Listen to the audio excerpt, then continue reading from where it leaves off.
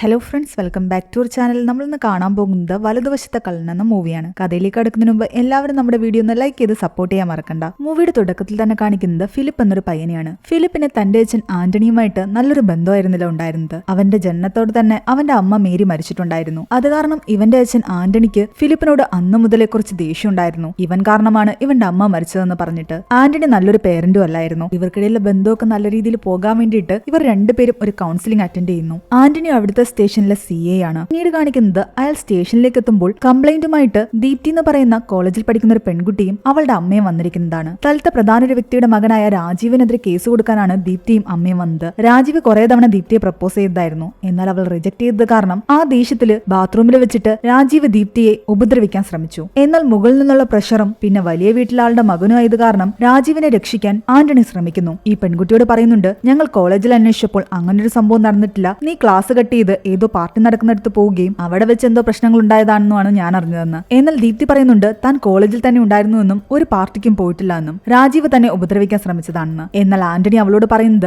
അവൾക്ക് പല ആൾക്കാരുമായിട്ട് ബന്ധമുണ്ടെന്ന് കോളേജിൽ അന്വേഷിച്ചപ്പോൾ മനസ്സിലായി എന്നും രാജീവും അതിലൊരാളാണെന്നും. ദീപ്തിയുടെ കേസ് എടുക്കാൻ പോലും ആന്റണി കൂട്ടാക്കുന്നുണ്ടായിരുന്നില്ല. രാജീവിനെ രക്ഷിക്കാൻ വേണ്ടിയിട്ട് തെറ്റെല്ലാം ദീപ്തിയുടെ ഭാഗത്താണെന്ന് അയാൾ പറയാൻ തുടങ്ങി. കേസ് കൊടുത്തു കഴിഞ്ഞാൽ ഈ കുട്ടിയുടെ സ്വഭാവ ദൂഷ്യം തന്നെയായിരിക്കും പുറത്തു വരാൻ പോകുന്നത്. അത് നിങ്ങളുടെ കുടുംബത്തിന് തന്നെ നാണക്കേടാണെന്നും പറഞ്ഞിട്ട് ദീപ്തിയുടെ അമ്മയെ അയാൾ ഭീഷണിപ്പെടുത്തുന്നു. ദീപ്തിയുടെ അമ്മയും വിചാരിച്ചത് പോലീസുകാരെ അന്വേഷിച്ചിട്ട് തന്റെ മകളെ കുറിച്ച് ഇങ്ങനെയൊക്കെ പറഞ്ഞെങ്കിൽ അവളുടെ കയ്യിലും എന്തെങ്കിലും തെറ്റുണ്ടാകുമെന്നാണ്. അവളുടെ കോളേജില് ഗസ്റ്റ് ആയിട്ട് പഠിപ്പിക്കാൻ പോയിക്കൊണ്ടിരുന്ന ഐറിൻ എന്ന് പറയുന്ന ഒരു പെൺകുട്ടിയും ഇവളെ സപ്പോർട്ട് ചെയ്ത് ഈ കേസ് കൊടുക്കാൻ വന്നിട്ടുണ്ടായിരുന്നു. എന്നാൽ കേസ് എടുക്കാത്തത് കാരണം ആകെ സങ്കടത്തോടു കൂടിയാണ് ദീപ്തിയും അമ്മയും അവിടെ നിന്നും തിരിച്ചു പോകുന്നത്. ഐറിനോട് ഇനി ഇതിൽ ഇടപെടണ്ടെന്നും പറയുന്നു. അവിടെ നിന്നും ഓട്ടോയിൽ കയറാൻ നേരത്തെല്ലാം തന്നെ അവളുടെ അമ്മ അവളെ വഴക്ക് പറയുന്നു. നീക്ക് ഇങ്ങനെ നാണം കെടുത്താൻ വേണ്ടി ജീവിച്ചിരിക്കുന്നതിനേക്കാൾ നല്ലത് പോയി ചാകുന്നതാണെന്ന് അവളുടെ അമ്മ പറഞ്ഞതും ആ ദേഷ്യത്തിലും സങ്കടത്തിലും എല്ലാം ദീപ്തി പെട്ടെന്ന് റോഡിലേക്ക് ഇറങ്ങി ഓടുകയും അതുവഴി വന്ന വണ്ടി അവളെ ഇടിച്ചു വീഴ്ത്തുകയും സ്പോട്ടിൽ തന്നെ അവൾ മരിക്കുകയും ചെയ്തു. ഐറിന്റെ കൺമുന്നിൽ വെച്ചിട്ടായിരുന്നു ഇതെല്ലാം സംഭവിച്ചത്. ആ ദേഷ്യത്തില് ഐറിനാകട്ടെ അന്ന് വൈകുന്നേരം ഒരു റെസ്റ്റോറന്റിൽ ഇരുന്ന് ആഹാരം കഴിച്ചുകൊണ്ടിരുന്ന ആന്റണിയുടെയും ഫിലിപ്പിന്റെ അടുത്തേക്ക് വരികയും അവൾ ആന്റണിയോട് ദേഷ്യപ്പെടുകയും ചെയ്യുന്നുണ്ട്.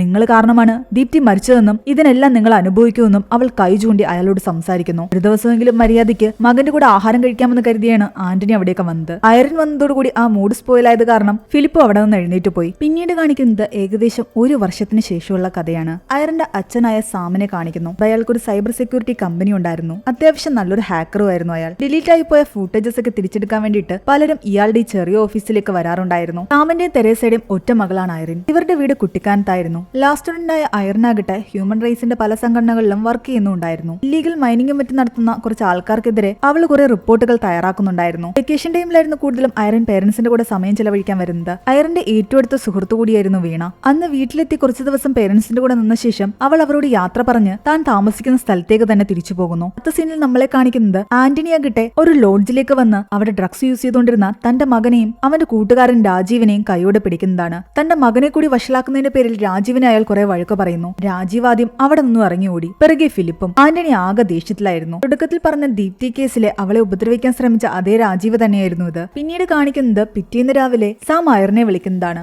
രാവിലെ മുതൽ അവളെ വിളിച്ചിട്ട് കിട്ടാത്തത് കാരണം സാം കുറച്ച് ടെൻഷനിലായിരുന്നു. ഇവിടെ ഫിലിപ്പിന്റെ പോക്കത്ര ശരിയല്ല എന്ന് ആ കൗൺസിലറിനോട് ആന്റണി പറയുമ്പോൾ ഫിലിപ്പിനെ കൈകാര്യം ചെയ്യേണ്ട രീതി ഇങ്ങനെയല്ല എന്നാണ് അയാൾ തിരിച്ചു പറയുന്നത്. ആന്റണിയുടെ അതേ സ്വഭാവം എല്ലാം തന്നെ ഫിലിപ്പിനുണ്ട്. മേരി പ്രസവത്തോടനുബന്ധിച്ച് മരിച്ച സമയത്ത് ഫിലിപ്പിനെ കയ്യിലെടുക്കാൻ പോലും ആന്റണി കൂട്ടാക്കിയിട്ടുണ്ടായിരുന്നില്ല. ഭാര്യയെ നഷ്ടപ്പെട്ട ദേഷ്യം മുഴുവൻ ഫിലിപ്പിനോടായിരുന്നു അവന്റെ ചെറുപ്പം മുതലേ ആന്റണി കാണിച്ചിരുന്നത്.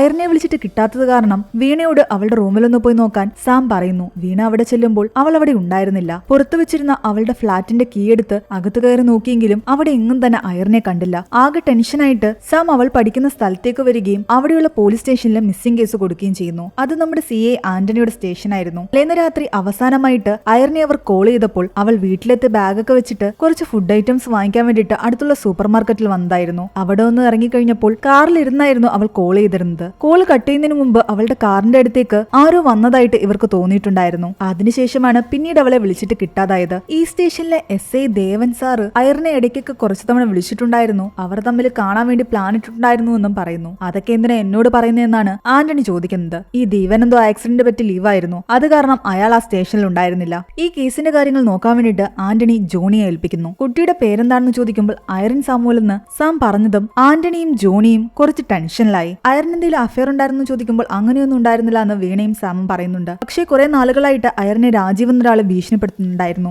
ദീപ്തി കേസിലെ രാജീവിനെ പറ്റിയാണ് ഇവർ സംസാരിക്കുന്നത് സംസാരിക്കുന്നതെന്ന് ആന്റണിക്ക് മനസ്സിലായി. ആ കേസിൽ ദീപ്തി മരിച്ചെങ്കിലും അവൾക്ക് നീതി വാങ്ങി കൊടുക്കാൻ വേണ്ടിയിട്ട് രാജീവിനെതിരെ ഐറിൻ കേസ് കൊടുത്തിട്ടുണ്ടായിരുന്നു. വിക്ടിം മരിച്ചുപോയെന്ന് കരുതിയിട്ട് അവർക്ക് നീതി വാങ്ങി കൊടുക്കേണ്ടത് ജീവിച്ചിരിക്കുന്ന നമ്മളുടെ കടമയാണെന്ന് അവൾ ഇടയ്ക്കിടയ്ക്ക് സാമിനോട് പറയുമായിരുന്നു. എന്താണെങ്കിൽ താൻ അന്വേഷിക്കാമെന്ന് പറഞ്ഞിട്ട് സാമിനെയും വീണയും ആന്റണി അവിടെ നിന്നും പറഞ്ഞുവിടുന്നു. പക്ഷെ വീണ അവിടെ നിന്ന് നേരെ പോകുന്നത് രാജീവിന്റെ അടുത്തേക്കാണ്. രാജീവ് അവളുടെ ഒരു കസിനായിരുന്നു. എന്നാൽ രാജീവ് തന്റെ കസിനാണെന്ന് വീണ ഐറിനോടോ സാമിനോടോ പറഞ്ഞിട്ടുണ്ടായിരുന്നില്ല. വീണ അവിടെ എത്തുമ്പോൾ രാജീവിന്റെ ശരീരത്തിലെല്ലാം തന്നെ പലതരത്തിലുള്ള മുറിവുകളും അവന്റെ ഡ്രസ്സൊക്കെ കീറിയിരിക്കുന്നതും കാണുന്നു. ഇന്ന് രാത്രി അവൻ എവിടെയോ പോയിട്ടുണ്ടെന്ന് അവൾക്ക് ഉറപ്പായിരുന്നു. ഐറിന്റെ മിസ്സിങ്ങിന് പിന്നിൽ രാജീവാണോ എന്നുള്ള ടെൻഷനും അവൾക്കുണ്ടായിരുന്നു. അവൾ പലതവണ അവനോട് ചോദിച്ചെങ്കിലും താനൊന്നും ചെയ്തിട്ടില്ല എന്നാണ് രാജീവ് പറയുന്നത്. സാം അവിടെ നിന്ന് നേരെ പോകുന്നത് ഈ ദേവൻ എന്ന് പറയുന്ന എസ്ഐയെ കാണാനാണ്. ഐറിനുമായിട്ട് എന്തായിരുന്നു കണക്ഷൻ എന്ന് ചോദിക്കുമ്പോൾ ദീപ്തിയുടെ കേസിൽ ഐറിനെ ഹെൽപ്പ് ചെയ്തുകൊണ്ടിരുന്നത് ഇയാളാണെന്ന് പറയുന്നു. രാജീവിനെതിരെ നിർണായകമായിട്ടുള്ള മൊഴി കൊടുക്കേണ്ടത് അടുത്ത ഹിയറിംഗിലായിരുന്നു. ഐറിനായിരുന്നു ആ മൊഴി കൊടുക്കേണ്ടിയിരുന്നത്. ഒരുപക്ഷെ അവളുടെ മിസ്സിങ്ങിന്റെ പിന്നിൽ ഈ കേസ് ഒരു കാരണമാകാമെന്ന് ദേവൻ പറയുന്നു. അതോടെ സാം ആകെ പേടിക്കാൻ തുടങ്ങി. ഈ കേസിൽ നിന്നും അവളെ ഒഴിവാക്കാൻ വേണ്ടിയിട്ട് ആരെങ്കിലും അവളെ കൊന്നുകളഞ്ഞു എന്ന് പോലും അവർക്ക് ഡൗട്ട് ഉണ്ടായിരുന്നു. ഐറിന്റെ മിസ്സിംഗ് കേസ് ടിവിയിലെല്ലാം കാണിക്കുന്നതോടുകൂടി തെരേസയും കാര്യങ്ങൾ അറിയുകയും ആകെ ടെൻഷനിലാകുകയും ചെയ്യുന്നുണ്ട്. പോലീസുകാര്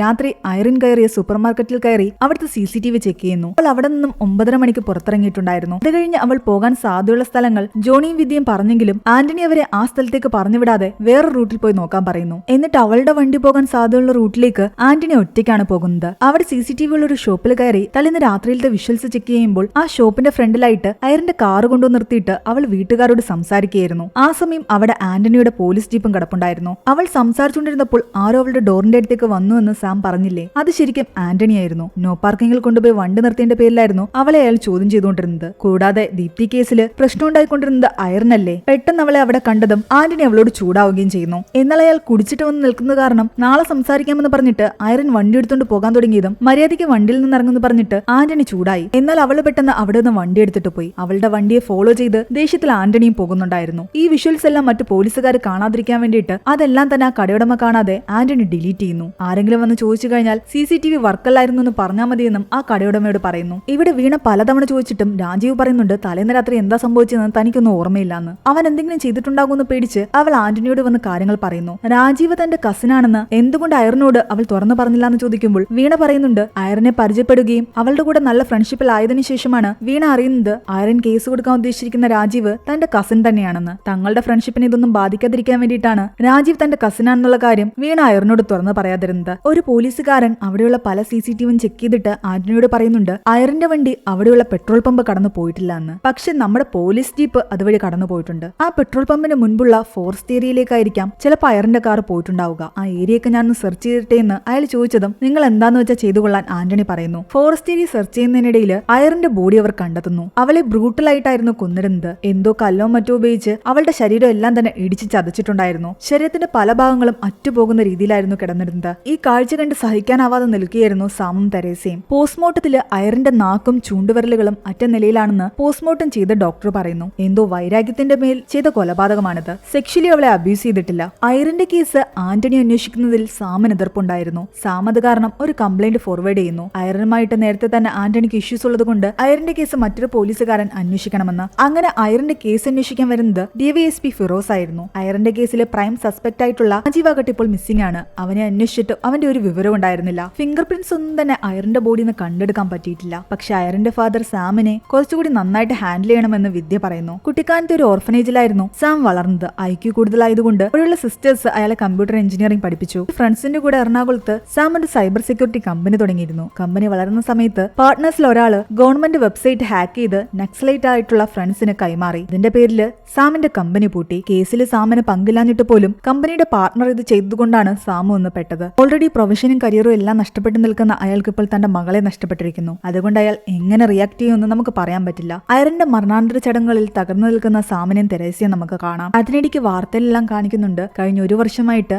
ഐറിൻ അന്വേഷിച്ചുകൊണ്ടിരുന്ന മുഖ്യ കേസിലെ ഒരു പ്രതി ആന്റണി കൂടിയാണെന്ന് റിപ്പോർട്ട് വന്നിട്ടുണ്ടെന്ന്. ദീപ്തി കേസിൽ ആന്റണി മര്യാദയ്ക്ക് ആ കേസ് കൈകാര്യം ചെയ്യാഞ്ഞതുകൊണ്ടല്ലേ അവൾ ആത്മഹത്യ ചെയ്തത്. അതിനെതിരെയും ഐറിൻ കേസ് കൊടുത്തിട്ടുണ്ടായിരുന്നു. ഈ വാർത്തകളെല്ലാം കണ്ട് ഫിലിപ്പ് അവിടെ നിന്നും തന്റെ ബാഗും പാക്ക് ചെയ്ത് ഹോസ്റ്റൽ റൂമിലേക്ക് പോകുന്നു. അതിനിടയ്ക്ക് കോൺസ്റ്റബിൾ വന്ന് പറയുന്നുണ്ട് ഐറിന്റെ കാറ് പോയ വഴിയിൽ രാജീവിന്റെ കാറും കടന്നു പോയിട്ടുണ്ടെന്ന്. സംശയം രാജീവിലേക്ക് നീണ്ടുകൊണ്ടിരിക്കുകയായിരുന്നു. രാജീവിനെ ഇതുവരെയും കാണാത്തതിന് കാരണം ആരെങ്കിലും അയാളെ പ്രൊട്ടക്ട് ചെയ്യുന്നത് കൊണ്ടായിരിക്കാമെന്ന് ഫിറോസിന് ഡൗട്ട് ഉണ്ടായിരുന്നു. അതേസമയം രാജീവുമായിട്ട് മദ്യപിച്ചുകൊണ്ട് ബാറിലിരിക്കുന്ന തന്റെ ഫൂട്ടേജ് ആന്റണി ആരും അറിയാതെ അവിടെ പോയി ഡിലീറ്റ് ചെയ്യുന്നതായിട്ട് നമ്മളെ കാണിക്കുന്നു. പിന്നീട് കാണിക്കുന്നത് പിറ്റേന്ന് ആന്റണിക്ക് ഒരു നമ്പറിൽ നിന്നും കുറച്ച് മെസ്സേജ് വരുന്നതാണ്. താൻ രാജീവാണെന്നും സാർ അർജന്റായിട്ട് തന്നെ വിളിക്കണമെന്നും പറഞ്ഞിട്ടായിരുന്നു ആ മെസ്സേജ്. രാജീവിന്റെ നമ്പർ ഓൺ ആയതും ഫിറോസും ടീമും രാജീവിന്റെ ലൊക്കേഷൻ കണ്ടുപിടിക്കാൻ ശ്രമിക്കുന്നു. തനിക്ക് മെസ്സേജ് അയച്ച നമ്പറിലേക്ക് ഇവിടെ ആന്റണി കോൾ ചെയ്യുന്നു. അത് ശരിക്കും രാജീവിന്റെ അമ്മയുടെ നമ്പറായിരുന്നു. ഇത് ആരാണെന്ന് ആന്റണി ചോദിക്കുമ്പോൾ നിങ്ങൾ ആരാണെന്നാണ് അവർ തിരിച്ചു ചോദിക്കുന്നത്. താൻ ആന്റണിയാണെന്ന് പറയുമ്പോൾ ഞാൻ സാറിനെ അങ്ങോട്ട് കോൾ ചെയ്യാനിരുന്നതാ, സാറിന്റെ പേരിൽ ഇവിടെ ഒരു പാഴ്സൽ വന്നിരിപ്പുണ്ടെന്ന് പറയുന്നു. ഇതോടെ ആന്റണിക്ക് മനസ്സിലായി തനിക്ക് മെസ്സേജ് അയച്ചത് ഇവരല്ല എന്ന്. പക്ഷെ ഇവരുടെ ഫോണിൽ നിന്നാണ് ആ മെസ്സേജ് വന്നിരിക്കുന്നത്.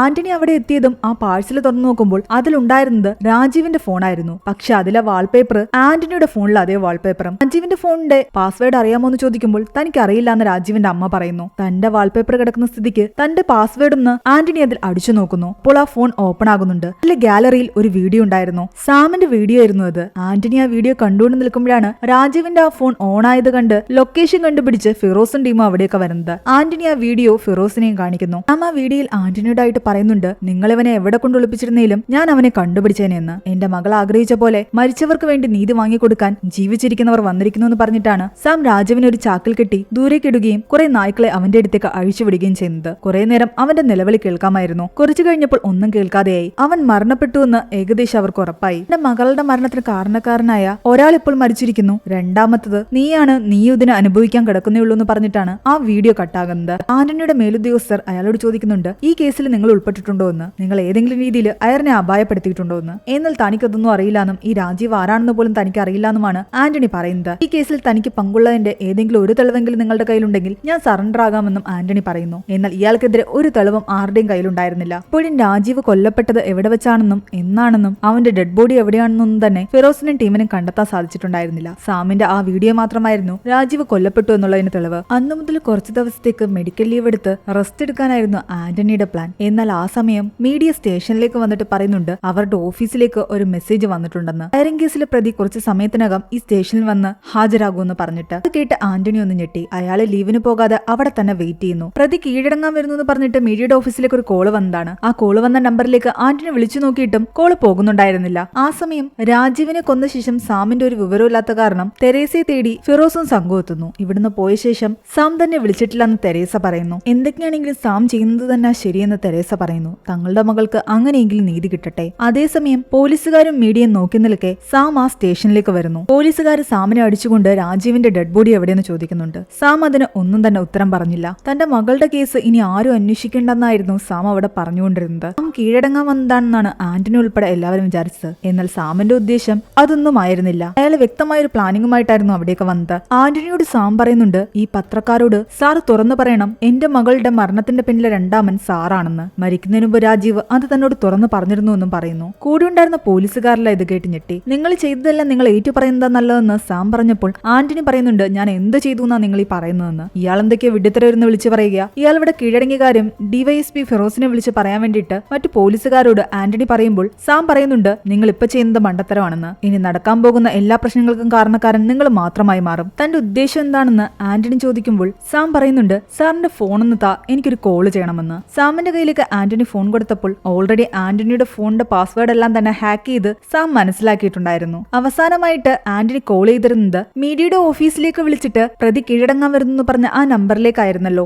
ആന്റണിയുടെ കയ്യിൽ നിന്നും ഫോൺ വാങ്ങി സാം കോൾ ചെയ്യാൻ തുടങ്ങിയതും അതേ നമ്പറിലേക്ക് തന്നെയാണ്. ഈ നമ്പർ ഒന്ന് ഓർത്തു വെച്ചോ, ഇനി അങ്ങോട്ട് ഈ നമ്പറിന്റെ ആവശ്യം നിങ്ങൾക്ക് എന്തായാലും ഉണ്ടാകുമെന്ന് സാം ആന്റണിയോട് പറയുന്നു. സെഡേഷന്റെ ടൈം തീർന്നിട്ടുണ്ടെങ്കിൽ ഉറപ്പായിട്ടും ഈ ഫോണിന്റെ മറുപുറത്തുള്ള ആള് ഫോൺ എടുക്കുമെന്ന് സാം പറയുന്നു. സാം അവിടെ ലൗഡ് സ്പീക്കറിൽ ഇട്ടായിരുന്നു ആ നമ്പറിലേക്ക് കോൾ ചെയ്തത്. കോൾ എടുത്ത ആളുടെ സൗണ്ട് കേട്ട് ആന്റണി ഉൾപ്പെടെ എല്ലാവരും ഞെട്ടി. അത് ആന്റണിയുടെ മകൻ ഫിലിപ്പിന്റെ സൗണ്ട് ആയിരുന്നു. ഫിലിപ്പിനെ സാം ഏതോ ഒരു പെട്ടിയിലാക്കി മണ്ണിന്റെ അടിയിൽ കുഴിച്ചിട്ടിരിക്കുകയായിരുന്നു. ഫിലിപ്പ് ആകെ പാനിക്കായിട്ട് സംസാരിക്കാൻ ആരംഭിച്ചു. ആന്റണി ഫോൺ എടുത്ത് സംസാരിക്കുന്നുണ്ട്, ഞാൻ ആന്റണിയാണെന്ന് പറഞ്ഞിട്ട്. നീ ടെൻഷൻ ആകണ്ട, നിനക്കൊന്നും സംഭവിക്കില്ല, ഞാൻ അങ്ങോട്ടേക്ക് തിരിച്ചു വിളിക്കാമെന്ന് പറഞ്ഞിട്ട് ആന്റണി ഫോൺ കട്ട് ചെയ്ത ശേഷം സാമിനോട് ചോദിക്കുന്നുണ്ട് തന്റെ മകൻ എവിടെയാണെന്ന്. കൂടാതെ ഫിലിപ്പിന്റെ ലൊക്കേഷൻ ട്രേസ് ചെയ്യാനും മറ്റു പോലീസുകാരോട് ആന്റണി പറയുന്നു. സാം പറയുന്നുണ്ട് ഫിലിപ്പ് എവിടെയാണെന്നും താൻ പറയില്ല, അത് വേണമെങ്കിൽ സാറ് തന്നെ കണ്ടുപിടിക്കണമെന്ന്. ദേഷ്യം വന്ന ആന്റണി തോക്കെടുത്ത് സാമിന്റെ നെറ്റിയിലേക്ക് പിടിച്ചിട്ട് മര്യാദയ്ക്ക് തന്റെ മകൻ എവിടെയാണെന്ന് പറ, ഇല്ലെങ്കിൽ നിന്നെ കൊല്ലൂന്ന് പറഞ്ഞപ്പോൾ സാം തിരിച്ചു പറയുന്നത് മരണത്തെ ഭയന്ന് ഒരിക്കലും ഞാനത് പറയത്തില്ല എന്നാണ്. കാരണം സാം ഓൾറെഡി പോയിസൺ കഴിച്ചിട്ടിരിക്കുകയായിരുന്നു. അയാൾ ഏത് നിമിഷം വേണമെങ്കിലും മരിക്കും. മരിക്കുന്നതിന് മുമ്പ് ഒരിക്കലും ഫിലിപ്പ് എവിടെയാണെന്ന് അയാൾ പറയില്ല.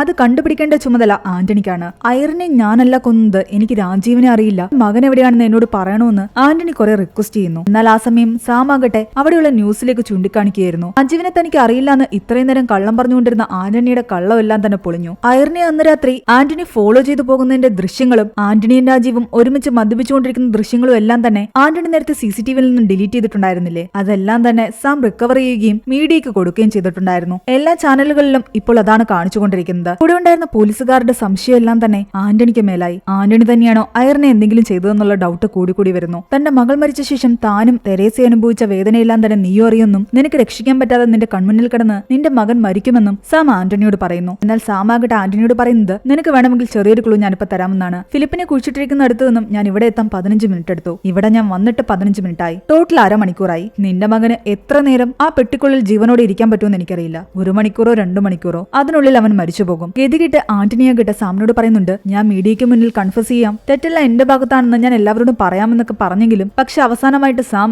ആന്റണിയോട് പറയുന്നത് ഇന്ന് ഫാദേഴ്സ് ഡേ ആണെന്നും ഹാപ്പി ഫാദേഴ്സ് ഡേ എന്നും അതും പറഞ്ഞുകൊണ്ട് സാം അവിടെ മരിച്ചു വീഴുന്നു. തന്റെ മകൻ എവിടെയാണെന്ന് പോലും പറയാതെയാണ് സാം മരിച്ചിരിക്കുന്നത്. ആന്റണിക്ക് എന്ത് ചെയ്യണമെന്ന് അറിയില്ലായിരുന്നു. സാം ഇവിടേക്ക് വന്നു എന്നുള്ള വിവരമെല്ലാം തന്നെ DYSP ഫിറോസ് അറിഞ്ഞു. പക്ഷെ അയാളാകട്ടെ തെരേസയുടെ അടുത്താണല്ലോ. അവിടെ നിന്നും ഇവിടെ എത്തുമ്പോൾ മാത്രമേ സാം ഇവിടെ മരിച്ചു എന്നുള്ള വിവരം അവർ അറിയാൻ പാടുള്ളൂ. അതിനിടയ്ക്ക് ഒരു മീഡിയയോ പുറത്തുള്ള ആൾക്കാരോ സാം മരിച്ച വിവരം അറിയാൻ പാടില്ല എന്ന് ആന്റണി മറ്റു പോലീസുകാരോട് പറയുന്നു. ആന്റണിക്ക് ഈ കേസുമായിട്ട് ഇത്രയും ബന്ധമുണ്ടെന്ന് മനസ്സിലായ സ്ഥിതിക്ക് തന്റെ മകനെ രക്ഷിക്കാനൊന്നും പോകാൻ മറ്റു പോലീസുകാര് ആന്റണിയെ അനുവദിക്കില്ല എന്നറിയാം. അതുകൊണ്ട് കുറച്ചു നേരത്തേക്ക് ആരും ഇതൊന്നും അറിയാതെ ഫിലിപ്പ് എവിടെയാണെന്ന് കണ്ടെത്താനുള്ള ശ്രമം നടത്തുകയായിരുന്നു ആന്റണി. കൂടെയുണ്ടായിരുന്ന പോലീസുകാരും ആന്റണിയോട് നിൽക്കാമെന്ന് പറയുന്നു, ഒരു ജീവൻ രക്ഷിക്കാൻ വേണ്ടിയിട്ട്. അടുത്ത 1 മണിക്കൂറത്തേക്ക് എല്ലാവരും ഒരുമിച്ച് നിന്ന് ഫിലിപ്പിനെ കണ്ടുപിടിക്കാൻ തീരുമാനിച്ചു. ആരും അറിയാതെ അവർ സാമിന്റെ ബോഡി ഹോസ്പിറ്റലിലേക്ക് മാറ്റാനുള്ള ഏർപ്പാടുകൾ ചെയ്തു. ആന്റണി ഫിലിപ്പിനെ കോൾ ചെയ്യുന്നു. അവന്റെ പെട്ടിക്കുള്ളിൽ സാം ഇട്ടിരുന്ന ആ ഫോൺ പഴയ മോഡൽ ഫോണായിരുന്നു. അതിൽ വാട്സപ്പ് ഒന്നും തന്നെ ഇല്ല ലൊക്കേഷൻ ഷെയർ ചെയ്ത് കൊടുക്കാൻ. അങ്ങോട്ട് മാത്രമേ കോൾ ചെയ്യാൻ പറ്റുന്നുള്ളൂ. ഫിലിപ്പിന് ഇങ്ങോട്ട് കോൾ ചെയ്യാൻ പറ്റുന്നില്ല. തന്റെ ലൊക്കേഷൻ മനസ്സിലായോ എന്ന് ഫിലിപ്പ് ടെൻഷനോട് കൂടി ആന്റണിയോട് ചോദിക്കുമ്പോൾ താൻ ട്രാക്ക് ചെയ്യാൻ ശ്രമിച്ചുകൊണ്ടിരിക്കുകയാണെന്നാണ് ആന്റണി പറയുന്നത്.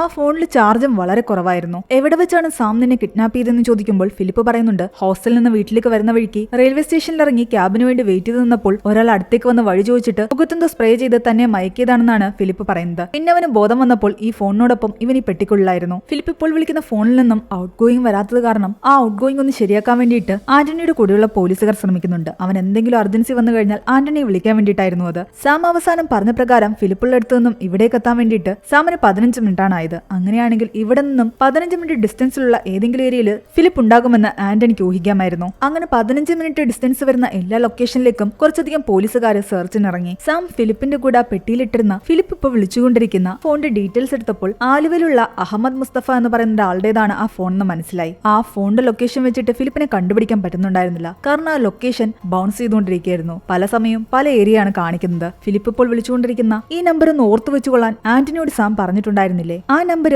നന്നായിട്ടൊന്ന് നോക്കിയ ശേഷം ആന്റണി എന്തോ ഓർത്ത പോലെ ആലുവ സ്റ്റേഷനിലേക്ക് വിളിക്കുന്നു. ആലുവയിലുള്ള മുസ്തഫ എന്ന് പറയുന്ന ആളുടേതാണ് ആ നമ്പർ എന്ന് പറഞ്ഞില്ലേ. ആ സ്റ്റേഷനിൽ വിളിച്ചിട്ട് അവിടെയുള്ള കോൺസ്റ്റബിളിനോട് താൻ പറയുന്ന കേസിന്റെ ഡീറ്റെയിൽസ് ഒന്ന് എടുക്കാൻ പറയുന്നുണ്ട്. കേസ് നമ്പറും ആന്റണി പറഞ്ഞു കൊടുക്കുന്നുണ്ടായിരുന്നു. എന്താ ഇവിടെ സംഭവിക്കുന്നതെന്ന് മറ്റു പോലീസുകാർക്ക് മനസ്സിലായില്ല. 2001 ഫെബ്രുവരി 10 പാരൽ കോളേജിന്റെ അടുത്തുള്ള ഏരിയയിൽ നിന്നും 16 വയസ്സുള്ള പ്രിയ എന്ന് പറയുന്ന ഒരു മൈനർ പെൺകുട്ടിയുടെ മൃതദേഹം കണ്ടെത്തി. ആ പാരൽ കോളേജിലെ മാഷ് തന്നെ ആ കുട്ടിയെ റേപ്പ് ചെയ്ത് കൊന്നുവെന്നായിരുന്നു കേസ്. പ്രതിയുടെ പേര് അഹമ്മദ് മുസ്തഫ എന്നാണ്. ഇതേ ആളുടെ പേരിലായിരുന്നു ഇപ്പോൾ ഫിലിപ്പിന്റെ കയ്യിലിരിക്കുന്ന നമ്പർ എടുത്തിട്ടുണ്ടായിരുന്നത്. 2001 ഇയാളെ അറസ്റ്റ് ചെയ്യുകയും 20 വർഷത്തേക്ക് ഇയാളെ ശിക്ഷിക്കുകയും ചെയ്തിട്ടുണ്ട്. ഈ മുസ്തഫ ഇപ്പൊ എവിടെയുണ്ടെന്നും അയാളിപ്പോ എന്താ ചെയ്യുന്നതെന്നൊക്കെ കണ്ടുപിടിക്കാൻ ആലുവയിലുള്ള കോൺസ്റ്റബിളിനോട് പറഞ്ഞിട്ട് ആന്റണി ഫോൺ കട്ട് ചെയ്യുന്നു. ഈ പഴയ കേസൊക്കെ ഇപ്പൊ എന്തിനാ അന്വേഷിക്കുന്നതെന്ന് ജോണി ചോദിക്കുമ്പോൾ ആന്റണി പറയുന്നുണ്ട് സാം നമ്മളെ കൊണ്ടൊരു കളി കളിപ്പിക്കുകയാണെന്ന്. അവൻ നമുക്ക് ഇട്ടുവന്നുകൊണ്ടിരിക്കുന്നത് ഓരോ ക്ലൂ ആണ്. ഫിലിപ്പിന്റെ കയ്യില് സാം കൊടുത്തിട്ട് പോയ ആ ഫോണിന്റെ നമ്പറാണ് ആദ്യത്തെ ക്ലൂ. ആ നമ്പറിന്റെ അവസാനത്തെ ഡിജിറ്റ്സ് ആയിരുന്നു ഇപ്പോൾ ആന്റണി അന്വേഷിച്ചുകൊണ്ടിരിക്കുന്ന ആ കേസിന്റെ ഡീറ്റെയിൽസിന്റെ നമ്പരും. ആ കേസിന്റെ പ്രതിയുടെ പേരിൽ തന്നെയാണ് ഫിലിപ്പിന്റെ കയ്യിൽ സാം കൊടുത്തിട്ട് പോയ മൊബൈൽ കണക്ഷൻ എടുത്തിരിക്കുന്നത്.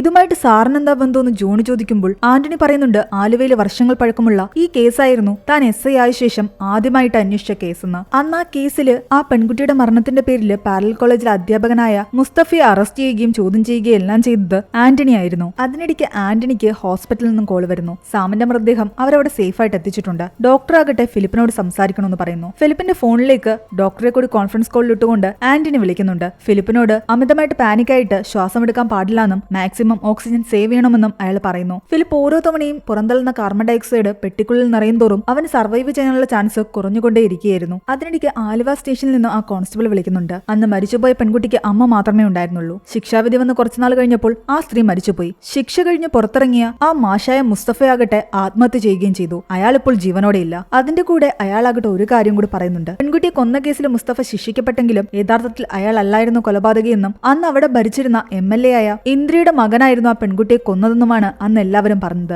അതൊക്കെ തനിക്കും അറിയാമെന്ന് ആന്റണി പറയുന്നു. കൂടുതൽ സംസാരിക്കാൻ നിൽക്കാതെ ആന്റണി ഫോൺ കട്ട് ചെയ്യാൻ തുടങ്ങിയതും ആ കോൺസ്റ്റബിൾ ഒരു കാര്യം കൂടി പറയുന്നു. ആ MLA ഇപ്പോൾ മിസ്സിംഗ് ആണെന്ന്. കുറച്ചു മുമ്പ് അവരുടെ മകള് വിളിച്ചുവെന്നും സാധാരണ ഗുരുവായൂർ പോയിട്ട് തിരിച്ചു വരുന്ന അമ്മ ഇതുവരെയും തിരിച്ചു വന്നിട്ടില്ലെന്നും അവരുടെ ഫോണിലേക്ക് ഒരു മെസ്സേജ് വന്നിട്ടുണ്ടായിരുന്നു. അവരുടെ അമ്മയെ ആരോ കിഡ്നാപ്പ് ചെയ്തു. വാഗമണിലുള്ള ലിബർട്ടി ഹോട്ടലിലെ 403 നമ്പർ റൂമിൽ അവരുണ്ടെന്നും അവർക്ക് മെസ്സേജ് വന്ന നമ്പറും കൂടി ആ കോൺസ്റ്റബിൾ ആന്റണിക്ക് പറഞ്ഞു കൊടുക്കുന്നു. ആ നമ്പർ ശരിക്കും ആന്റണിയുടെ നമ്പറായിരുന്നു. എന്നാൽ ആന്റണി അങ്ങോട്ടൊരു മെസ്സേജ് അയച്ചിട്ടില്ല. ഇതെല്ലാം സാമിന്റെ കളിയാണെന്ന് ആന്റണിക്ക് മനസ്സിലായി. ഒരു തവണ കൂടി ഫിലിപ്പിന്റെ ലൊക്കേഷൻ കണ്ടുപിടിക്കാൻ വേണ്ടിയിട്ട് അവനെ വിളിച്ച് സംസാരിച്ചെങ്കിലും കൂടുതൽ എന്തെങ്കിലും സംസാരിക്കുന്നതിന് മുൻപ് തന്നെ അവന്റെ ഫോണിലെ ചാർജ് തീർന്ന് ആ ഫോൺ ഓഫായി പോകുന്നു. ഇനി ഫിലിപ്പിനെ കോൺടാക്ട് ചെയ്യാൻ പറ്റില്ല. സാം കൊടുത്ത ക്ലൂസ് എല്ലാം തന്നെ ഡീകോഡ് ചെയ്ത് വേണം ഫിലിപ്പിന്റെ അടുത്തേക്ക് എത്താൻ വേണ്ടിയിട്ട്. സാം ഫിലിപ്പിന്റെ അടുത്ത് നിന്നും സ്റ്റേഷനിലേക്ക് എത്തിയ വഴിയിലുള്ള CCTV ക്യാമറ എല്ലാം തന്നെ ഇവർ പരിശോധിച്ചെങ്കിലും അവിടെയുള്ള പല ഏരിയയിലൂടെയും സാമിന്റെ കാർ കടന്നുപോയിട്ടുള്ളത് കൊണ്ട് തന്നെ ഏത് ഏരിയയിൽ നിന്നാണ് സാം വന്നതെന്ന് അവർക്ക് കറക്റ്റ് ആയിട്ട് മനസ്സിലാക്കാൻ പറ്റുന്നില്ല. അതിനിടയ്ക്ക് ന്യൂസിൽ ആ മിസ്സിംഗ് ആയ MLAയുടെ ഒരു വിഷ്വൽ കൂടി വരുന്നുണ്ട്. വർഷങ്ങൾക്ക് മുമ്പ് നടന്ന പ്രിയ കൊലക്കേസിലെ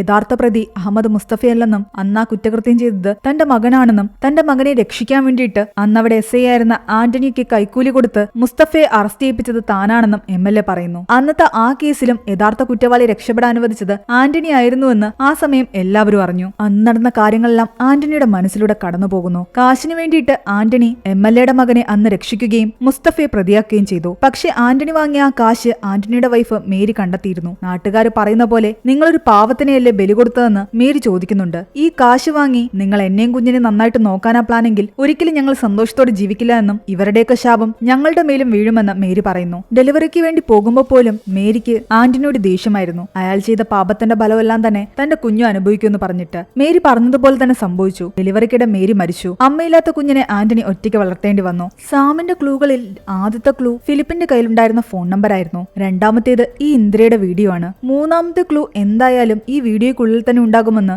വിദ്യ പറയുന്നു. അവരങ്ങനെ പറഞ്ഞുകൊണ്ടിരിക്കുമ്പോൾ തന്നെ ആ MLA ഇന്ദ്രയുള്ള വാഗമൺ സ്റ്റേഷനിൽ നിന്നും സന്ധ്യ എന്ന് പറയുന്ന ഒരു പോലീസുകാരി വിളിക്കുന്നു. സാർ, എനിക്ക് അയച്ച മെസ്സേജ് ഞാൻ കണ്ടിരുന്നു. ഞാൻ തിരിച്ചു വിളിച്ചിട്ട് സാറിനെ കിട്ടാത്തത് കൊണ്ടാണ് സ്റ്റേഷനിലെ നമ്പറിലേക്ക് വിളിച്ചതെന്ന് സന്ധ്യ പറയുന്നു. താൻ എന്ത് മെസ്സേജ് അയച്ചു എന്ന് ആന്റണി ചോദിക്കുന്നു. കാരണം ആന്റണി ഒരു മെസ്സേജ് അയച്ചിട്ടുണ്ടായിരുന്നില്ല. ഇതെല്ലാം സാമിന്റെ പണിയായിരുന്നു. മരിക്കുന്നതിന് മുമ്പ് തന്നെ അയാൾ ഇതെല്ലാം സെറ്റ് ചെയ്ത് വെച്ചിട്ടുണ്ടായിരുന്നു. ആന്റണിയുടെ നമ്പറിൽ നിന്നും സന്ധ്യയ്ക്ക് പോയ മെസ്സേജ് ഇങ്ങനെയായിരുന്നു: സാം നിങ്ങളെ കാണാൻ വന്നിരുന്നു എന്ന്. അതിന്റെ മറുപടി എന്നോണമാണ് സന്ധ്യ ഇപ്പോൾ വിളിച്ചിട്ട് ആന്റണിയോട് പറയുന്നത്, നിങ്ങളുടെ സ്റ്റേഷനിൽ കീഴടങ്ങാൻ വന്ന സാം 2 ദിവസം മുന്നേ എന്നെ കാണാൻ വന്നിരുന്നുവെന്ന്. അന്ന് അയാൾ സന്ധ്യയോട് പറഞ്ഞ പേര് ആന്റണി സേവ്യർ എന്നായിരുന്നു. അതായത് നമ്മുടെ ഈ ആന്റണിയുടെ പേര്. ലിബർട്ടി ഹോട്ടലിലെ റൂം നമ്പർ 403യിലാണ് താൻ താമസിക്കുന്നതെന്നും അന്ന് സാം ആകട്ടെ സന്ധ്യയോട് പറഞ്ഞിട്ടുണ്ടായിരുന്നു. സാം എന്തിനാണ് നിങ്ങളെ കാണാൻ വന്നതെന്ന് ആന്റണി ചോദിക്കുമ്പോൾ സന്ധ്യ പറയുന്നുണ്ട്, അവരുടെ സ്റ്റേഷൻ പരിധിയിൽ കഴിഞ്ഞ ജനുവരി 15-ാം തീയതി എലിസബത്ത് എന്ന് പറയുന്ന ഒരു പെൺകുട്ടിയുടെ മർഡർ നടന്നു. എലിസബത്ത് കേസിന്റെ ഡീറ്റെയിൽസ് എടുക്കാൻ വേണ്ടിയിട്ടായിരുന്നു സാം അവിടെ വന്നത്. കാരണം സാമിന്റെ മകൾ അയറിന്റെ കേസുമായിട്ട് എലിസബത്ത് കേസിന് നല്ല ബന്ധമുണ്ടായിരുന്നു. അയറിനെ എങ്ങനെയാണോ ബ്രൂട്ടലായിട്ട് കൊന്നത് അതുപോലെ തന്നെയാണ് എലിസബത്തിനെ കൊന്നിരിക്കുന്നത്.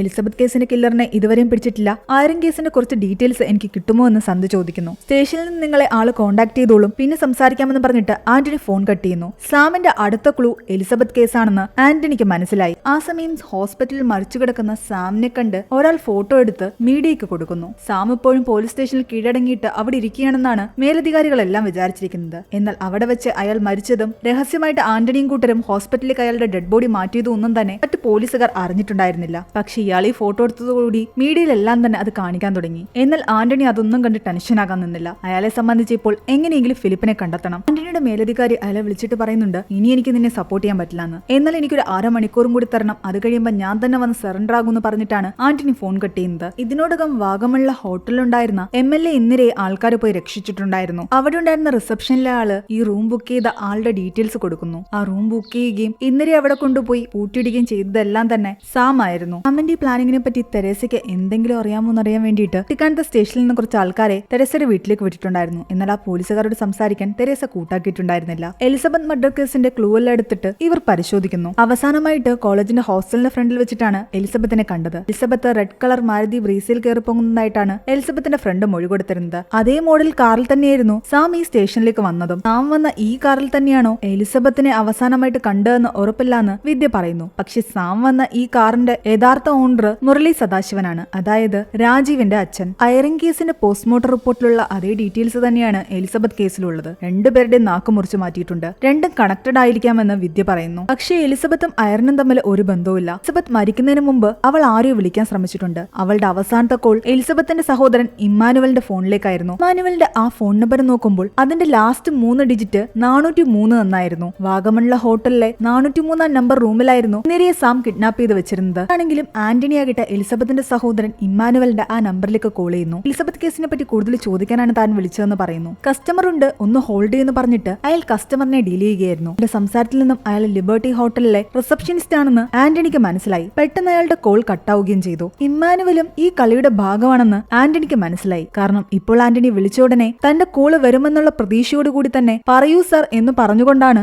ഇമ്മാനുവൽ കോൾ അറ്റൻഡ് ചെയ്തത്. ആന്റണി ഒന്നുകൂടി ഇമ്മാനുവലിനെ കോൾ ചെയ്യുന്നു. പക്ഷേ ഈ പ്രാവശ്യം നിങ്ങളുടെ കോൾ ഫോർവേഡ് ചെയ്യപ്പെടുന്നു എന്ന് പറഞ്ഞുകൊണ്ട് മറ്റൊരിടത്തേക്കായിരുന്നു ആ കോൾ പോയിക്കൊണ്ടിരുന്നത്. ആ കോൾ പോയത് ഒരു ലാൻഡ് ലൈൻ നമ്പറിലേക്കാണ്. ആ കോൾ അറ്റൻഡ് ചെയ്തത് തെരേസയും. ഇതെല്ലാം സാമിന്റെ കെണിയായിരുന്നു. ആന്റണി ഈ ഗെയിം ഒരിക്കലും കംപ്ലീറ്റ് ചെയ്യില്ലെന്ന് താൻ സാമിനോട് പറഞ്ഞിരുന്നുവെന്ന് തെരേസ ആന്റണിയോട് പറയുന്നു. നിങ്ങൾ കുറച്ചുകൂടി വൈകിയിരുന്നെങ്കിൽ ഈ ഫോൺ അറ്റൻഡ് ചെയ്യാൻ ഞാൻ ഇവിടെ ഉണ്ടാകില്ലായിരുന്നു. നിങ്ങൾ ഉറപ്പായിട്ടും ഈ ക്ലൂസ് എല്ലാം ഡീകോഡ് ചെയ്ത് എടുക്കുമെന്ന് സാം വിശ്വസിച്ചിരുന്നു. പക്ഷേ സാം പറഞ്ഞതിനേക്കാളും നിങ്ങൾ കുറച്ച് ലേറ്റ് ആയി പോയി. മകൻ എവിടെയെന്ന് ആന്റണി ചോദിക്കുമ്പോൾ തെരേസ പറയുന്നുണ്ട്, സാം നിങ്ങളുടെ മുഴുവൻ ഹിസ്റ്ററിയും ട്രാക്ക് ചെയ്തിരുന്നുവെന്ന്. ആലുവയിൽ നിങ്ങൾ അന്വേഷിച്ച ആദ്യത്തെ കേസ് മുതൽ നിങ്ങളുടെ മകളുടെ കേസ് വരെ ഐറിന്റെ കേസിന്റെ കാര്യങ്ങൾ അന്വേഷിച്ചു തുടങ്ങിയ സാം ആകട്ടെ എലിസബത്ത് കേസിലാണ് എത്തിപ്പെട്ടത്. എലിസബത്ത് കേസിന്റെ കൂടുതൽ ഡീറ്റെയിൽസ് എടുത്തപ്പോൾ സാം എത്തിച്ചേർന്നത് ലിറ്റിൽ ഫ്ലവർ ബോർഡിംഗ് സ്കൂളിലായിരുന്നു. എലിസബത്ത് കേസിലെയും ഐറൻ കേസിലെയും കൊലപാതകി ഒന്നാണെന്ന് അവരുടെ പോസ്റ്റ്മോർട്ടം റിപ്പോർട്ടിലൂടെ നമുക്ക് മനസ്സിലാക്കാമല്ലോ. ആ കൊലപാതകയായിരുന്ന പയ്യൻ ഈ ബോർഡിംഗ് സ്കൂളിലായിരുന്നു പഠിച്ചിരുന്നത്. ഹൈപ്പർ ആക്റ്റീവ് ആയിരുന്ന അവനെ അവിടെയുള്ള എല്ലാവരും ഇന്നും ഓർക്കുന്നുണ്ട്. ക്ലാസ്സിലിരുന്ന് അവൻ പല പെൺകുട്ടികളെയും ശല്യം ചെയ്തിരുന്നു. ഒരിക്കലും ഒരു പെൺകുട്ടിയുടെ ഡ്രസ്സ് ക്ലാസ്സിലുള്ള മറ്റു കുട്ടികളുടെ മുന്നിൽ വെച്ച് അവൻ വലിച്ചൂരി. ആ കുട്ടിയുടെ അച്ഛനെ സ്കൂളിലേക്ക് വിളിക്കുകയും കുട്ടിയുടെ അച്ഛനെ ഇങ്ങനെ കുട്ടിയെ വളർത്തുന്ന രീതിയെ പറ്റി പറഞ്ഞ് കുറ്റപ്പെടുത്തുകയും ചെയ്തു. ആ കുട്ടിയുടെ അച്ഛന് ഈഗോ ഹേർട്ടായിട്ട് അയാൾ അവന് കൊടുത്ത ശിക്ഷ വലുതായിരുന്നു. അവന്റെ ഡ്രസ്സ് മുഴുവൻ അഴിപ്പിച്ച് ഈ കുട്ടികളുടെ മുന്നിലൂടെ അവനെ നടത്തിച്ചു. അവൻ എന്താണോ ചെയ്തത് അത് തന്നെ അയാളും തിരിച്ചു ചെയ്തു. ബാഡ് പേരന്റിംഗിന്റെ ഒരു ലക്ഷണമായിരുന്നു അത്. ആ കുട്ടിക്ക് അതുണ്ടാക്കിയ ട്രോമ വലുതായിരുന്നു. ഇങ്ങനൊരു സംഭവം ഉണ്ടായി കഴിഞ്ഞാൽ പിന്നീട് ആ കുട്ടി സ്കൂളിലേക്ക് വരേണ്ടതല്ല. പക്ഷെ അവനാകട്ടെ വീണ്ടും ഇതേ സ്കൂളിൽ തന്നെ തിരിച്ചെത്തി. അതേ കുട്ടികളുടെ മുന്നിൽ തന്നെ ഇരുന്ന് പഠിക്കേണ്ടി വന്നു. അവരെല്ലാവരും അവനെ നിരന്തരം കളിയാക്കുമായിരുന്നു. ആ കുട്ടിയുടെ അച്ഛൻ സി ആന്റണി ആയിരുന്നു. അതായത് ഇവർ അന്വേഷിച്ചുകൊണ്ടിരുന്ന ആ കൊലയാളി ആന്റണിയുടെ മകൻ ഫിലിപ്പാണ്. അന്ന് കൗൺസിലിംഗിന് പോയ സമയത്തും ആ ഡോക്ടർ ആന്റണിയോട് പറഞ്ഞിരുന്നു ഫിലിപ്പ് വളർന്നു വരുന്ന സാഹചര്യങ്ങൾ അവനെ ഒരു ക്രിമിനലാക്കി മാറ്റുമെന്ന്. ഫെമിനിസ്റ്റായ എലിസബത്തും ഫിലിപ്പും പ്രണയത്തിലായിരുന്നു. പ്രണയത്തിലായ ശേഷമാണ് അവളൊരു ഫെമിനിസ്റ്റ് ആണെന്ന് ഫിലിപ്പ് മനസ്സിലാക്കുന്നത്. അവളുടെ രീതികളോട് അവന് പൊരുത്തപ്പെട്ടു പോകാൻ പറ്റിയില്ല. എലിസബത്തിന്റെ ഫെമിനിസം അവന്റെ ഉള്ള സൈക്കോപാത്തിനെ ഉണർത്തി. അന്ന് രാത്രി സാമിനോട് രാജീവ് പറഞ്ഞിട്ടുണ്ടായിരുന്നു എലിസബത്തിനെ കൊന്നതും ഫിലിപ്പാണെന്ന് തനിക്ക് നല്ല ഡൗട്ട് ഉണ്ടെന്ന്. എലിസബത്ത് ഫിലിപ്പിന്റെ ടൈപ്പിലുള്ള പെൺകുട്ടിയായിരുന്നില്ല. സ്മാർട്ട്നെസ് കാണിക്കുന്ന പെൺകുട്ടികളോട് അവന് ദേഷ്യമായിരുന്നു. എലിസബത്തിനെ കൊന്ന ശേഷം ഫിലിപ്പിന്റെ മനസ്സ് അടുത്തൊരു ഇരയെ തേടിക്കൊണ്ട് നടന്നു. അവന്റെ അടുത്ത ഇര അയർനായിരുന്നു. ആന്റണിയും ഫിലിപ്പും അന്ന് ആഹാരം കഴിക്കാൻ പോയ സമയത്ത് അയർൻ അവിടെ വന്ന് ആന്റണിയോട് ദീപ്തിയുടെ മരണത്തിന്റെ പേരിൽ ഷൗട്ട് ചെയ്യുന്നുണ്ടായിരുന്നില്ലേ. ആ സമയം ഫിലിപ്പ് അയർനെ ശ്രദ്ധിക്കുകയായിരുന്നു. അവൾ കൈ ചൂണ്ടി ആന്റണിയോട് സംസാരിക്കുന്നതും സ്മാർട്ടായിട്ട് നിന്ന് അയാളോട് ചോദ്യങ്ങൾ ചോദിക്കുന്നതും അവൻ ഇഷ്ടപ്പെട്ടിട്ടുണ്ടായിരുന്നില്ല. അന്ന് രാത്രി ലോഡ്ജിൽ വെച്ചിട്ട് ആന്റണി ഫിലിപ്പിനെയും രാജീവിനെയും ഡ്രഗ്സ് യൂസ് ചെയ്യുന്ന കണ്ടിട്ട് അവിടെ ഒന്ന് ഓടിക്കുന്നുണ്ടായിരുന്നില്ലേ. ആദ്യം രാജീവ് വന്ന വണ്ടിയിലേക്ക് കയറി, പിന്നെ ഫിലിപ്പും വന്ന വണ്ടിയിലേക്ക് കയറി. ഇവരുടെ പുറകെ വന്ന ആന്റണി ആകട്ടെ കാണുന്നത് ആ സമയം അവിടെ കോൾ ചെയ്യാൻ വേണ്ടി വണ്ടി നിർത്തിയിരുന്ന അയർനെയായിരുന്നു. നോ പാർക്കിംഗിൽ വണ്ടി നിർത്തിയതിന്റെ പേരിൽ അവളോട് തർക്കിക്കുമ്പോൾ ഇയാൾ മദ്യപിച്ചിട്ട് നിൽക്കുന്ന കാരണം ആന്റണി ഒഴിവാക്കി അയർൻ വണ്ടി എടുത്തുകൊണ്ട് പോയില്ലേ. ഇതൊന്നും തന്നെ അവിടെ വണ്ടിയിലിരുന്ന ഫിലിപ്പിന് ഇഷ്ടപ്പെട്ടിട്ടുണ്ടായിരുന്നില്ല. അവനും അവളെ ഫോളോ ചെയ്തു പോകുന്നുണ്ടായിരുന്നു. അയറിനെ ഫോളോ ചെയ്തു പോയ ആന്റണിയുടെ വണ്ടിയിൽ നിന്ന് രക്ഷപ്പെടാൻ വേണ്ടിയിട്ട് അയറിൻ ഒരു ചെറിയ റോഡിലേക്ക് വണ്ടി കയറ്റി നിർത്തിയിട്ടുണ്ടായിരുന്നു. ആന്റണി അവളെ കാണാതെ അവിടെ നിന്ന് നേരെ വിട്ടുപോയി. ആന്റണി പോയ ശേഷം അയറിൻ കാർ ബാക്കിലേക്ക് എടുത്തതും അവളെ ഫോളോ ചെയ്തു വന്ന ഫിലിപ്പിന്റെ കാറിന്റെ മുന്നിലേക്കാണ് അവൾ വണ്ടി ഇറക്കി നിർത്തിയത്. ആ സമയം ഫിലിപ്പിന്റെ കാറിൽ ഡ്രഗ്സ് യൂസ് ചെയ്ത് പാതി ബോധത്തില് രാജീവ് ഉണ്ടായിരുന്നു. ഓവർ സ്മാർട്ട് കാണിച്ച അയറിനെ അവിടെ വെച്ച് സൈക്കോപാത്തായ ഫിലിപ്പ് ക്രൂരമായി തലക്കിടിച്ചു കൊല്ലുകയായിരുന്നു. അയറിന് അന്ന് രാത്രി എന്തൊക്കെയാ സംഭവിച്ചെന്നുള്ള കാര്യങ്ങളെല്ലാം തന്നെ രാജീവിനെ ചോദ്യം ചെയ്തപ്പോൾ സാം മനസ്സിലാക്കിയിട്ടുണ്ടായിരുന്നു. ഫിലിപ്പിന്റെ കൂടെ അന്ന് രാത്രി കാറിലുണ്ടായിരുന്ന രാജീവ് പാതി ബോധത്തിൽ കിടന്ന് ഫിലിപ്പ് ചെയ്ത കാര്യങ്ങളെല്ലാം കണ്ടിരുന്നു. ഫിലിപ്പിന്റെ മനസ്സിൽ ആ വൈരാഗ്യമൊന്നും തന്നെ ഒരിക്കലും മാറില്ല. ഒരു തവണ അവൻ സൈക്കിക് പ്രഷർ അനുഭവിച്ചതാണ്. വീണ്ടും വീണ്ടും അവൻ ഇരകളെ തേടിക്കൊണ്ടിരിക്കും. ഇതെല്ലാം ആന്റണിയോട് തെരേസ പറയുമ്പോൾ അവർ വല്ലാതെ ചുമക്കുന്നുണ്ടായിരുന്നു. അതിനർത്ഥം അവരും സാമിനെ പോലെ വിഷം കഴിച്ചിട്ടിരിക്കുകയാണെന്നാണ്. സാമും അയർനും ഇല്ലാത്ത ലോകത്ത് തനിക്കും ജീവിക്കണ്ടെന്ന് തെരേസ പറയുന്നുണ്ട്. ഇതിനു മുമ്പ് തെരേസ നിങ്ങളുടെ അവസാനത്തെ ക്ലൂ ഇതാണെന്ന് പറഞ്ഞിട്ട് ഒരു ഫോൺ നമ്പർ പറഞ്ഞു കൊടുക്കുന്നു. അടുത്ത നിമിഷം അവർ മരിക്കുകയും ചെയ്തു. ആ ഫോൺ നമ്പർ ശരിക്കും ആന്റണിയുടെ നമ്പർ തന്നെയായിരുന്നു. അടുത്ത ക്ലൂ ആന്റണിയുടെ നമ്പർ ആണെങ്കിൽ ആന്റണിയുമായിട്ട് ബന്ധപ്പെട്ട ഏതെങ്കിലും സ്ഥലത്തായിരിക്കും ഫിലിപ്പുള്ളതെന്ന് കരുതിയിട്ട് അവർ ആന്റണിയുടെ വീടും ഏരിയ എല്ലാം തന്നെ സെർച്ച് ചെയ്യുന്നു. അവിടെ ഒരിടത്ത് 6 അടി ഇഞ്ചില് കുഴിയെടുത്തതായിട്ട് കാണുന്നുണ്ട്. അവർ മണ്ണ് മാറ്റി നോക്കുമ്പോൾ ഉള്ളിലൊരു പെട്ടിയുണ്ടായിരുന്നു. എന്നാൽ അവർ പ്രതീക്ഷ പോലെ അതിനുള്ളിൽ ഫിലിപ്പായിരുന്നില്ല, രാജീവായിരുന്നു. ഓക്സിജൻ സിലിണ്ടറും അതിനുള്ളിൽ വെച്ചിട്ടുണ്ടായിരുന്നു. രാജീവിനെ കൊന്നതായിട്ട് സാം വെറുതെ കാണിച്ചതാണ്. പക്ഷേ യഥാർത്ഥത്തിൽ സാം രാജീവിനെ കൊന്നിട്ടുണ്ടായിരുന്നില്ല. ഫിലിപ്പ് എവിടെയെന്ന് ചിന്തിച്ചുകൊണ്ടിരുന്ന ആന്റണി ആ ക്ലൂകളെല്ലാം കൂടി ഒന്നുകൂടി ആലോചിക്കുന്നു. ആദ്യത്തെ ക്ലൂ ഫിലിപ്പിന്റെ നമ്പറായിരുന്നു. രണ്ടാമത്തെ രണ്ടാമത്തത് ഇന്ദിരയുടെ വീഡിയോ, മൂന്നാമത്തത് ഇമ്മാനുവലിന്റെ നമ്പർ, നാലാമത്തത് തെരേസ, അഞ്ചാമത്തത് ആന്റണിയുടെ നമ്പരും. ഈ ക്ലൂസിന്റെ എല്ലാം ആദ്യത്തെ ലെറ്റേഴ്സ് കൂട്ടി വായിച്ചു കഴിഞ്ഞാൽ പിയാറ്റ എന്നാണ് കിട്ടുന്നത്. 1498-99 കാലഘട്ടത്തിൽ മൈക്കലാഞ്ചലോ ചെയ്ത ഒരു സ്കൾപ്ചറിന്റെ പേരായിരുന്നു പിയാറ്റ. കുരിശിൽ മരിച്ച യേശുവിന്റെ മൃതദേഹം മാതാവിന്റെ മടിയിൽ കിടക്കുന്നത് ആന്റണിക്ക് പെട്ടെന്ന് ഓർമ്മ വരുന്നു. ഇവിടെ അടുത്തുള്ളൊരു പള്ളിയിൽ അങ്ങനെ ഒരു രൂപമുണ്ട്. ആ പള്ളിയുടെ ഏരിയയിലേക്ക് ആന്റണി പോവുകയും അവിടെയുള്ള സെമിത്തേരിയിൽ ഫിലിപ്പിന് വേണ്ടി തിരയുകയും ചെയ്യുന്നുണ്ട്. 5 ക്ലൂകളും കണ്ടുപിടിച്ച് ഫിലിപ്പിനെ ആന്റണി രക്ഷിക്കില്ലേ എന്ന് തെരേസ എന്ന് സാമിനോട് ചോദിച്ചിട്ടുണ്ടായിരുന്നു. എന്നാൽ സാം പറയുന്നുണ്ട് ഈ കാര്യങ്ങളെല്ലാം മനസ്സിലാക്കി ഈ ക്ലൂകളെല്ലാം സോൾവ് ചെയ്ത് ആന്റണി അവിടെ എത്തുമ്പോൾ അയാൾ പഴയ ആന്റണി ആയിട്ടായിരിക്കില്ല അവിടെ എത്തുന്നത്, സാം ആയിട്ടായിരിക്കും അയാൾ അവിടെ എത്താൻ പോകുന്നത്. താൻ അനുഭവിച്ച ദുഃഖമെല്ലാം തന്നെ ആന്റണി ആ നിമിഷം മനസ്സിലാക്കുന്നുണ്ടായിരിക്കും. ഫിലിപ്പുള്ള സ്ഥലം ഏതാണെന്ന് ആന്റണിക്ക് മനസ്സിലായി. ആന്റണിയുടെ മരിച്ചുപോയ വൈഫ് മേരിയുടെ കല്ലറയിൽ തന്നെയായിരുന്നു ഫിലിപ്പിനെയും സാം കൊണ്ടുപോയിട്ടിരുന്നത്. പക്ഷെ അവനെ രക്ഷിക്കുന്നതിന് മുമ്പ് ആന്റണിയുടെ മനസ്സിലേക്ക് കടന്നു വരുന്നത് നിങ്ങൾ ഈ ചെയ്തു കൂടുന്ന പാപമെല്ലാം തന്നെ എന്നെയും എന്റെ കുഞ്ഞിനെയായിരിക്കും ബാധിക്കുമെന്ന് മരിക്കുന്നതിന് മുമ്പ്